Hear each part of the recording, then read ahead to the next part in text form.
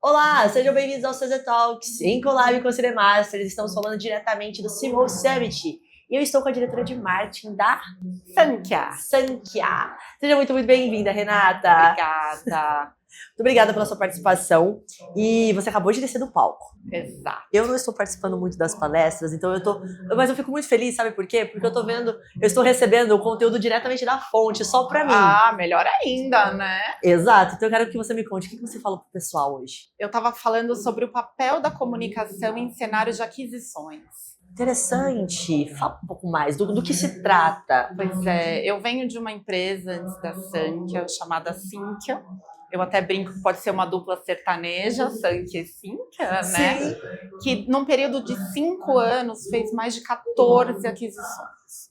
Então era uma empresa que crescia inorganicamente, exponencialmente, tinha capital aberto em bolsa, então precisava comunicar todo o mercado sobre as aquisições que ela fazia. E aí é um cenário muito desafiador, principalmente quando você fala de comunicação, porque comunicação a gente tem vários stakeholders. Então a gente tem o funcionário da empresa que adquiriu, da empresa que foi adquirida, a gente tem os clientes da empresa que adquiriu, da que foi adquirida, a gente tem os fornecedores e parceiros também das duas empresas e a gente tem a mídia. E aí a comunicação ela tem que ser diferente para todos esses públicos. E aí quando a gente fala de comunicação, também existem as fases da comunicação. Tem a pré-comunicação. Do que se trata a pré? Aonde você precisa alinhar os executivos, quais são as mensagens que eles precisam passar, treinar eles, fazer um Q&A, né, perguntas e respostas sobre as principais dúvidas. Aí a gente tem o período de aquisição, que ele não é o mais complexo, mas ele é o que precisa de mais alinhamento simultâneo. Então, quando a gente fala de uma empresa de capital aberto em bolsa, tem que sair um fato relevante sobre isso. Normalmente, esse fato relevante ele sai depois que fecha o pregão, que é para a empresa não sofrer um impacto grande naquele dia. Depois do fato relevante, tem que ter comunicações que saem simultâneas. Então, tem que sair simultâneo para os colaboradores das duas companhias, clientes, parceiros e imprensa. E aí, para isso acontecer na imprensa, tem que existir uma entrevista embargada. O que é uma entrevista embargada? É quando um porta-voz da companhia conversa com esse jornalista de forma confidencial, ele deixa a pauta pronta sobre aquela aquisição e aí ele está em contato com a companhia para que saia no simultâneo. Porque a gente tem que comunicar todos esses stakeholders ao mesmo tempo. Imagina... O protocolo, então, tem que ser seguido, né, para não gerar nenhum tipo de desconfiança. Na verdade, nem é um protocolo. Mas as companhias robustas fazem isso. Então, imagina você ser um cliente e você ficar sabendo pela imprensa que aconteceu alguma coisa. De repente, a empresa que você tem ali um contrato, ela não é mais essa empresa, teoricamente, ou ela teve uma fusão, né, ou ela foi comprada, né? Mas... Exato. E uma das incertezas, imagina você como cliente dessa empresa, meu contrato vai mudar? O preço vai subir, a qualidade seguro, do serviço que eu recebo vai ser diferente. Isso me traz uma boa pergunta, que gera-se uma insegurança no cliente quando há esse tipo de aquisição e ele não é comunicado da melhor maneira. Você sente, a comunicação, o cliente sente inseguro, mas principalmente surge aquele fake news, né? Vocês estão falindo. E, sabe, será que essa minha empresa está falindo? O que vai acontecer? Como que você lida com essa gestão de crise? Porque, querendo ou não, quando o cliente fala, essa empresa está falindo, eu sou cliente dela, o que vai acontecer comigo? O contrato vai mudar? Como que você gerencia essa crise? Na verdade, a empresa que adquiriu, ela ganha uma força, porque ela está investindo em outra. E aí, a comunicação para a empresa que foi adquirida é que ela está ficando mais robusta. Ela está fazendo parte de um ecossistema muito maior. Então, existem grandes possibilidades do serviço ser melhor. E, por exemplo, para os funcionários, de uma trilha de carreira melhor. Eu vejo como uma coisa boa, mas tem que saber comunicar, né? Sim. Justamente a minha pergunta é justamente por isso, porque para o cliente, se a gente não comunica da melhor maneira, o impacto, a impressão que ele tem estão falindo. Infelizmente, o nosso primeiro pensamento está acontecendo alguma coisa ruim. Sim. Mas o papel da comunicação é importante nesse momento justamente por isso, para comunicar e falar, calma, tá tudo bem, existem oportunidades nessa aquisição. É um super pilar estratégico, não é só fazer o anúncio.